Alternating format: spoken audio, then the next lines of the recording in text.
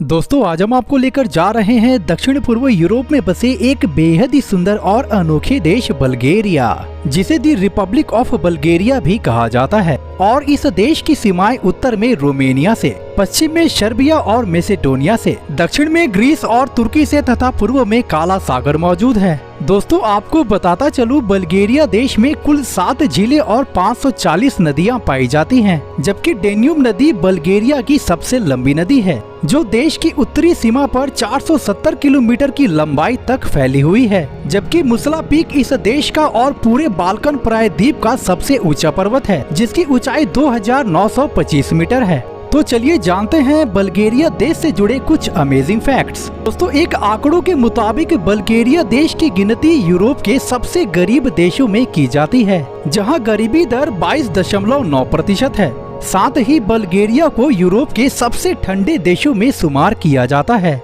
जहां का न्यूनतम तापमान -38.3 डिग्री सेंटीग्रेड जनवरी 1947 में मापा गया था। दोस्तों बल्गेरिया कुल 1,10,994 स्क्वायर किलोमीटर में फैला हुआ है, जो आकार में भारत के एक राज्य तमिलनाडु से भी छोटा है। वहीं एरिया के लिहाज से बल्गेरिया यूरोप का 16वां और विश्व का 105वां सबसे बड़ा देश है। तो वहीं 67 लाख के करीब इस देश में आबादी रहती है, जो पॉपुलेशन के लिहाज से विश्व का 110वां और यूरोप का 24वां बड़ा देश है। दोस्तों सोफिया बल्गेरिया की राजधानी है, जो कुल 492 स्क्वायर किलोमीटर और 13 लाख आबादी के साथ यहाँ का सबसे बड़ा शहर है। देश का कॉलिंग कोड +359 है और राइट साइड यहाँ के लोग गाड़ी चलाते हैं। दोस्तों देश की करेंसी को बल्गेरियन लेव कहा जाता है, जो कि एक बल्गेरियन लेव की कीमत भारत के 45 रुपए के आसपास है। दोस्तों देश की 76% पॉपुलेशन शहर में रहती है, जबकि 24% लोग गाँव में बसे हुए हैं। दोस्तों बल्गेरियन इस देश की ऑफिशियल लैंग्वेज है, जो यहाँ के 85% लोगों द्वारा बोली जाती है। इसके अलावा इस देश में रसियन, तुर्किश और रोमानी भाषा भी बोली जाती है, जबकि देश की 58% आबादी अच्छी खासी अंग्रेजी बोल लेती है। दोस्तों बल्गेरिया में ईसाई धर्म सबसे बड़ा धर्म है, जो पूरी आबादी का 70% है, जबकि 10% लोग मुस्लिम हैं। शायद आपको पता न हो, बल्गेरिया के महज 23% भूभाग पर ही आबादी बसी हुई है, क्योंकि देश का 36% हिस्सा जंगलों से ढका हुआ है, जबकि 41% जमीन पर कई सारे फसलों की खेती बाड़ी की जाती है। दोस्तों आज जहां यूरोप के दूसरे देशों की नागरिकता पाना बहुत मुश्किल है,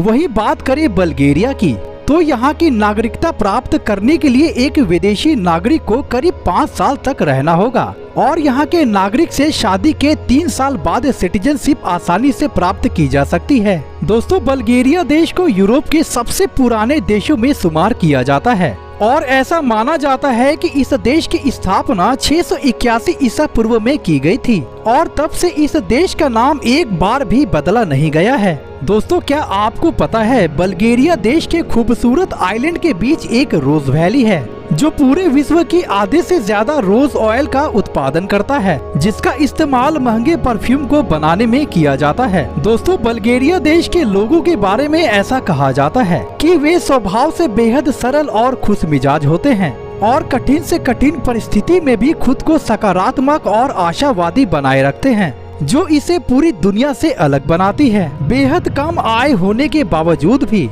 यहाँ के लोगों का जीवन स्तर किसी समृद्ध देश के लोगों से कम नहीं। यहाँ के लोग अपने धर्म और संस्कृति का बहुत आदर करते हैं। साथ ही यहाँ जात पात, ऊंच नीच को लेकर किसी प्रकार का भेदभाव नहीं किया जाता। और तो और बल्गेरिया के लोग साफ सफाई को अपने जीवन का एक हिस्सा मानते हैं। यहाँ सड़कों या सार्वजनिक स्थानों पर गंदगी फैलाना बहुत बुरा माना जाता है। दोस्तों घुमक्कड़ लोगों के लिए बल्गेरिया बेहद सुंदर और सस्ता देश है। यहाँ के खूबसूरत रेतीले बीच लोगों को खूब लुभाती हैं। इसके अलावा यहाँ ढेरों पर्यटन स्थलों को देखने के लिए लाखों की संख्या में सैलानी आते हैं। दोस्तों अगर मैं आपसे कहूँ कि दुनिया में एक ऐसा भी देश है जहाँ लड़कियाँ बेची जाती हैं, तो शायद आपको मेरी बात पर यकीन नहीं होगा, लेकिन दोस्तों ये बात बिल्कुल सत्य है। बल्गेरिया में एक ऐसी जगह है जहाँ दुल्हन का बाजार लगता है, जहाँ लोग घूम घूम कर अपने लिए पत्नी यानी बीवियाँ खरीदते हैं। जी हाँ, हम बात कर रहे हैं हैं बल्गेरिया में लगने वाली उस मंडी की जहां दुल्हन बिकती है, और इस जगह को स्टारा जागोर के नाम से जाना जाता है।